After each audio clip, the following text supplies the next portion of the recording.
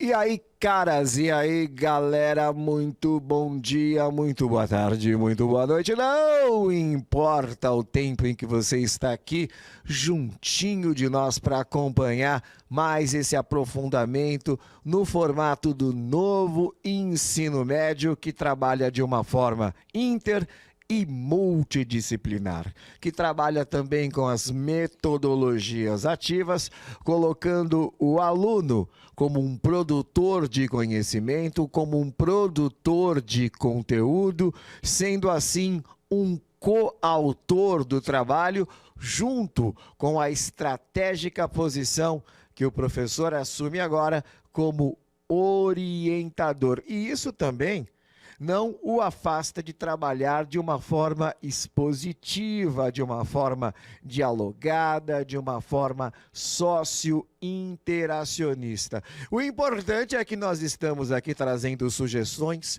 que somam e que procuram aqui também se adequar de uma forma mais ampla aos novos desafios dessa geração que se forma num mundo interconectado e começa a elaborar seus projetos de vida voltados aí para uma carreira acadêmica e profissional.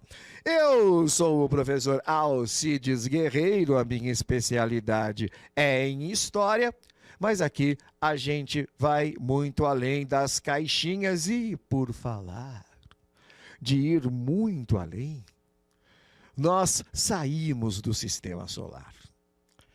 Nós entramos agora na galáxia.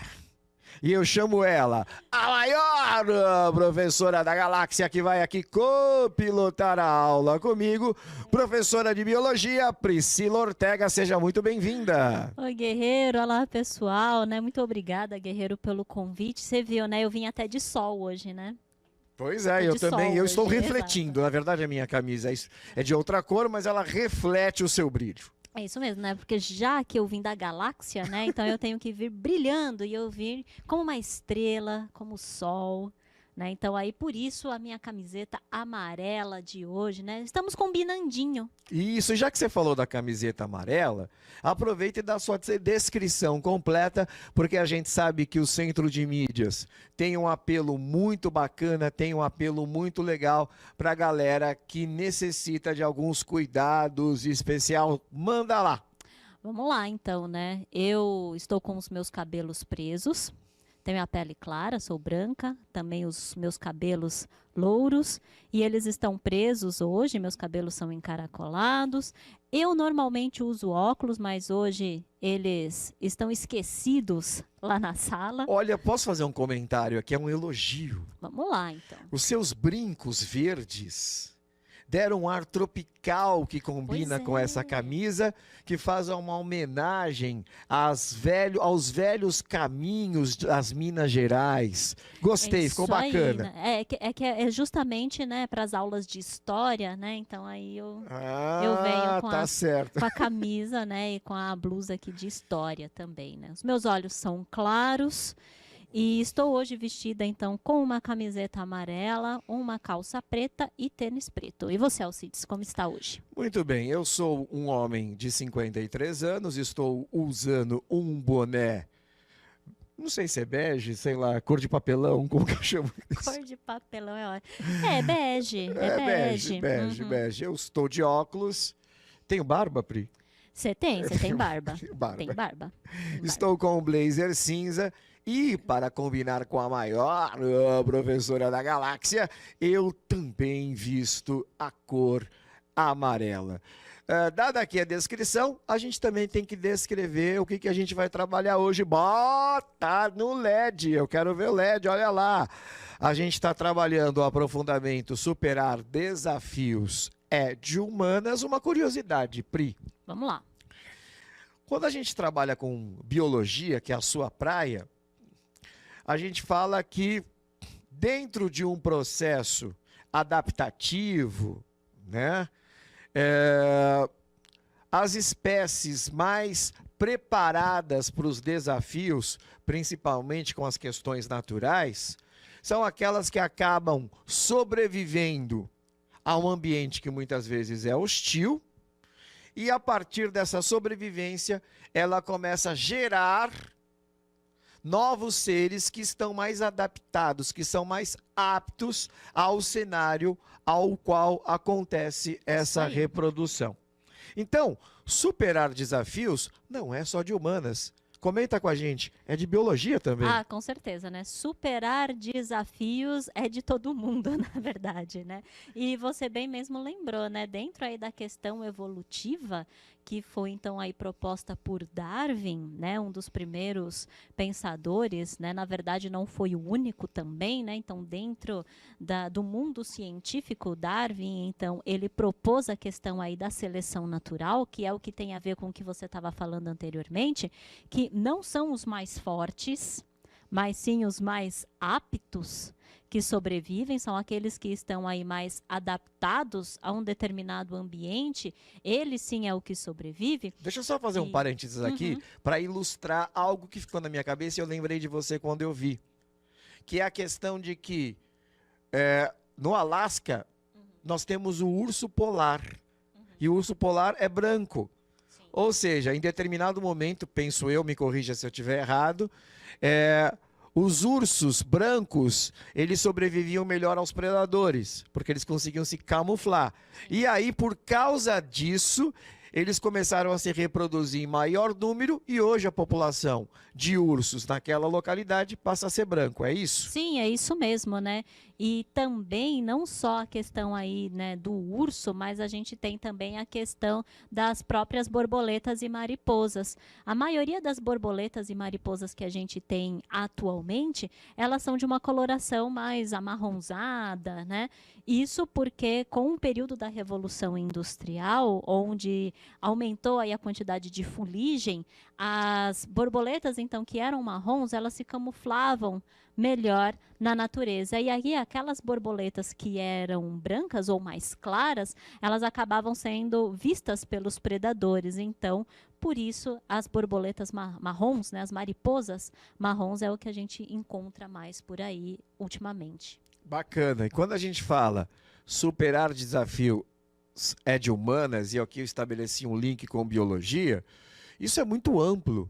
Superar desafios a gente pode chamar de resiliência, e aí entra no campo da psicologia, entra no campo da sociologia e, acima de tudo, a gente pode também fazer um estudo antropológico, porque, né, Pri, eu acho que a tecnologia e a ciência talvez seja a principal ferramenta inventada pelos humanos que colabora para que a gente, o tempo todo, supere desafios, não é isso? Com certeza, né? E que faz também essa questão aí tecnológica, né? É o que acaba nos diferenciando dos outros organismos, dos outros seres vivos. Era algo que a gente estava comentando, né? Que, por exemplo, todos os seres vivos animais, né, do grupo ali, do reino animal, eles apresentam inteligência, apresentam sistema nervoso aí desenvolvido, né? Mas aquilo que faz a gente se tornar diferente é justamente essa questão da gente conseguir aí empenhar os nossos trabalhos em tecnologia, em arte, em cultura. É isso que faz com que a gente seja diferenciado. Aquilo que necessita de um raciocínio abstrato, exato, mais sofisticado, né? Gente, vamos colocar lá no LED de novo. Olha lá. O componente número 3, as narrativas históricas e sua produção material e imaterial. Lembrando que produção material é tudo aquilo que é táctil, né? E imaterial, ela está mais no campo da cultura. Por exemplo, eu e a Pri já falamos de culinária, nós tivemos uma aula onde nós falamos de festas e assim por diante. Nós estamos na atividade integrada número 5, já é aula 3, a gente está aqui se aproximando do final do semestre e hoje nós vamos trabalhar os procedimentos para que o professor possa orientar os alunos e os alunos possam produzir uma espécie de jornal. É a chamada rede de jornalismo de soluções, aonde a gente traz fatos, a gente traz notícias e junto com ele, junto com tudo isso, a gente também propõe soluções. Pri, vamos lá. Eu vou aqui, sincerona. Sincerona. Eu tenho medo, porque às vezes eu sou sincera até demais, né? Como foi a sua experiência de ser uma âncora de jornal? Olha, eu acho que eu deveria ser contratada, viu? Ah, é? Porque, não, de verdade, porque assim, eu encarnei, né, a âncora de jornal, eu acho que eu deveria aí, olha, passar nos melhores telejornais da galáxia. É isso, isso. Lembrando que na medida em que as ondas de rádio carregam imagens também, elas vão chegar até os confins do universo, e aí, seja qual ET for, ele vai poder aprender com a sua difusão de notícias. É isso mesmo, né? Então, qualquer aí organismo não identificado, né, que a gente consiga aí ver na galáxia, ele vai me conhecer. Eu estou curioso. Por que eu estou falando isso? Porque nós fizemos uma simulação de um jornal, dentro dessa abordagem que eu comentei aqui com vocês, que traz a notícia, que traz o fato, o apresenta com esse modelo específico de telejornal, não é o único, depois a gente vai comentar sobre isso, e que se encerra com a gente propondo soluções acerca de uma problemática. Nós contamos também com a participação da outra professora de biologia, né? A professora Eveline, e vocês vão poder conferir conosco agora a primeira e a única sessão do telejornal original. Produça, coloca no ar para nós. Progresso, tradição, especulação imobiliária, memória. Você vê agora no Jornal Original.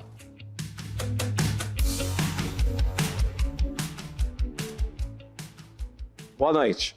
A flexibilização da lei de zoneamento traz risco a habitações centenárias no bairro da Vila Mandioquinha. Boa noite. A lei de zoneamento organiza as regras de ocupação do solo, tais como atividades econômicas como a indústria, comércio e áreas residenciais. A lei de zoneamento ainda trata da verticalização das habitações, ou seja, se uma região pode ou não ter prédios, o tamanho dos edifícios, o número de garagens que podem possuir, já que a quantidade de carros que é atraída por grandes obras acaba impactando bastante o trânsito local. Desde 2016, quando aconteceu a última grande alteração na lei, vários bairros da cidade, principalmente os muito próximos às grandes avenidas e ramais do metrô, antes compostos apenas por casas e sobrados, estão sendo rapidamente ocupados por prédios.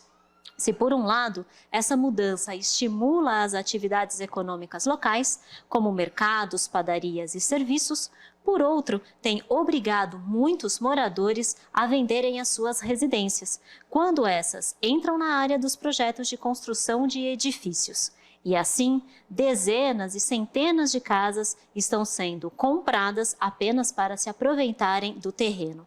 Vejam o dilema da moradora Maria do Carmo, que nasceu e cresceu na Vila Mandioquinha e se sente angustiada diante da possibilidade de ter que vender um imóvel que foi erguido pelo seu bisavô como um dos primeiros do bairro, mas que hoje, localizado do lado de um novo loteamento, vem recebendo propostas de abrigar mais um condomínio. Roda a matéria.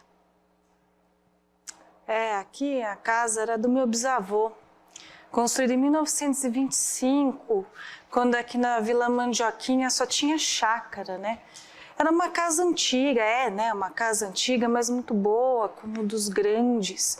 É uma arquitetura de época que a gente não vê mais, né? Eu fico muito triste, vou ficar muito triste se essa casa for demolida. A gente vai perder a memória, né? Como é que a gente vai saber como é que essas casas eram? É como se a gente perdesse parte do nosso patrimônio. O Jornal Original sente que debater esse tema é urgente. Vamos ao nosso editorial, que organizou o comentário após conversar com importantes urbanistas. Bem, nós acreditamos que o progresso é muito bem-vindo, evidentemente, mas não deve ocorrer a qualquer custo, ou não sendo sensível a questões de ordem social e cultural. Portanto, a ideia de permitir a verticalização das habitações em regiões de grandes avenidas e ferrovias é inteligente. Entretanto, não se pode abrir totalmente o número de garagens nos edifícios, porque esses bairros têm limitações viárias e se a quantidade de carros for excessiva, simplesmente a mobilidade local entrará em colapso.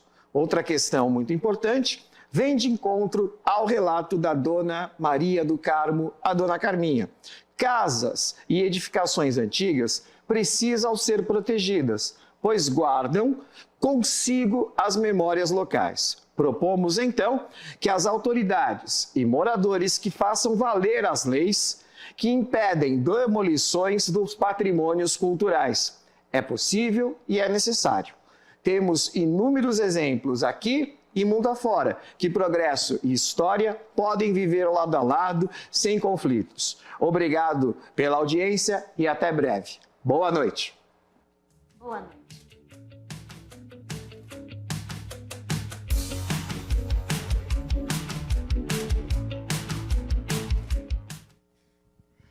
Ai, foi divertido, né, gente? E fica aqui o toque de que essa simulação que a gente fez não foi algo sofisticado, não foi algo assim.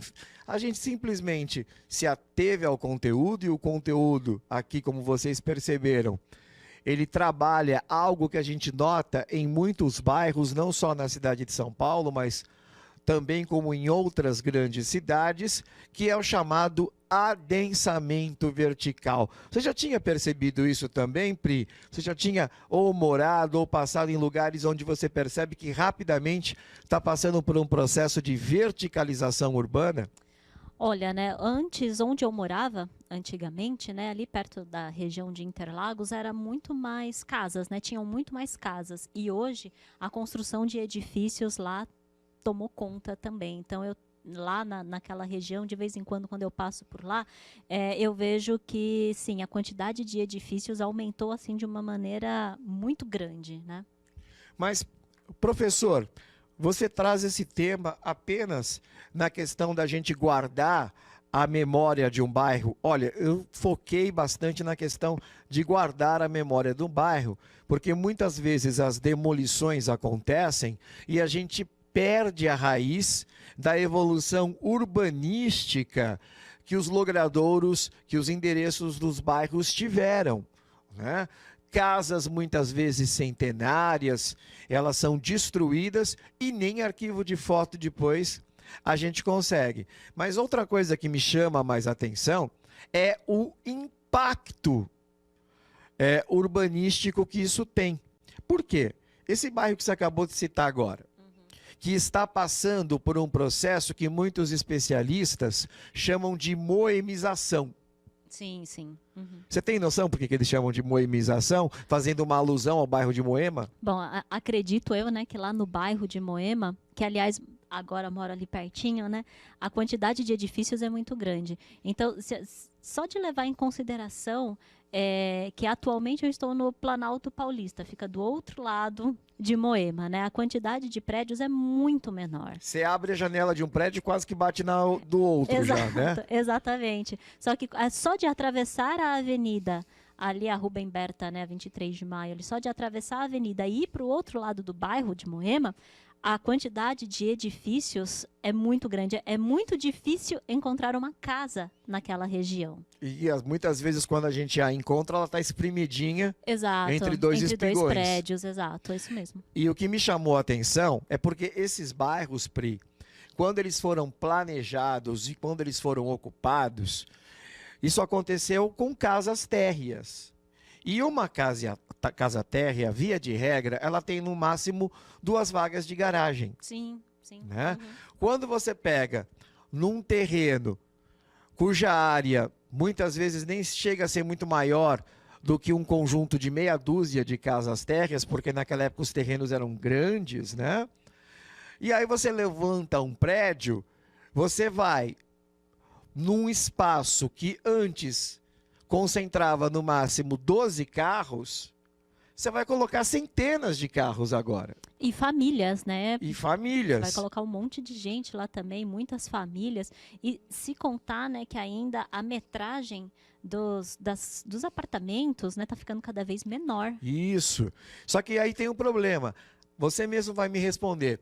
Aquelas ruas foram projetadas para ter um fluxo tão gigantesco de carros? Ah, não, tem muito trânsito por ali, né? Pois o trânsito é muito grande. E aí o que acontece? Por exemplo, a gente vê isso num bairro da Zona Leste, por exemplo, Tatuapé, cada quarteirão já tem um farol. Exato. E aí você leva uma mesmo. infinidade de tempo para atravessar, sair ou entrar no próprio bairro, porque ele não foi planejado para aquele fluxo de trânsito. Então, a gente trouxe aqui a questão da memória, mas a gente desperta aqui a ação também para esse tipo de reflexão.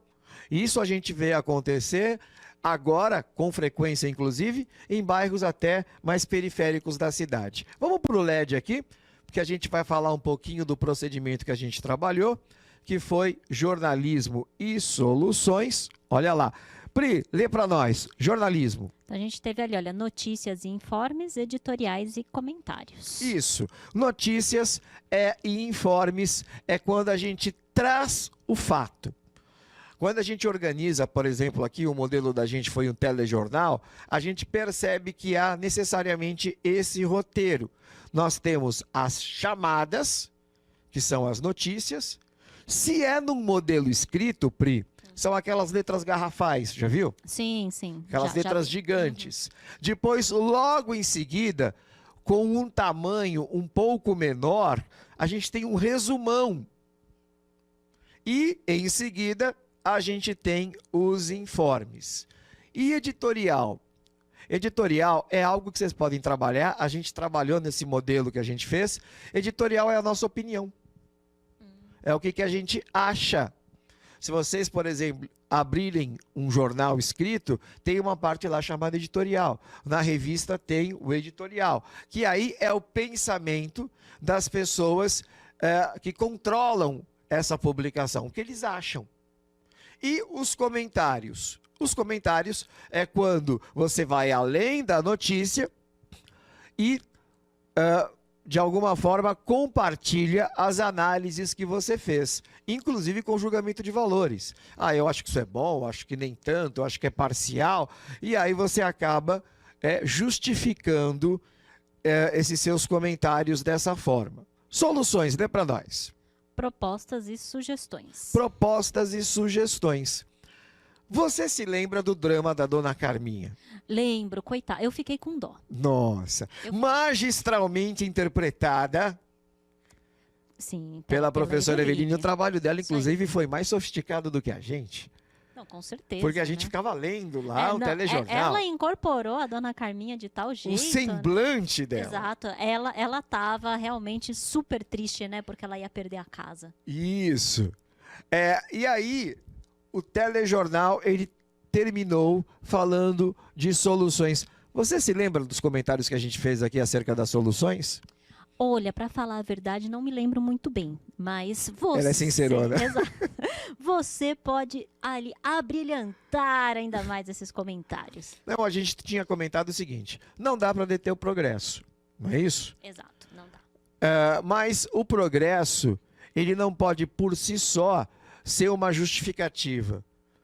Por mais interessante que seja, para de repente fazer com que a gente passe em cima de outras coisas que também são importantes. E no caso aí, o telejornal trouxe a questão da memória. E o que a gente propôs? Ok, a gente pode fazer um adensamento vertical de determinadas regiões? Pode. Mas a gente pode também fazer algo que foi muito bem feito num bairro que eu amo de paixão, que eu tô lá quase que toda semana, que é o bairro do Bexiga, também conhecido como Bela Vista. Não sei se você sabe, Pri, ali é um bairro ao qual a especulação imobiliária ela tem muito interesse, porque ele fica muito próximo da Paulista, ele fica muito próximo do centro histórico, E é um bairro que atualmente ele é servido por 4 ramais de metrô.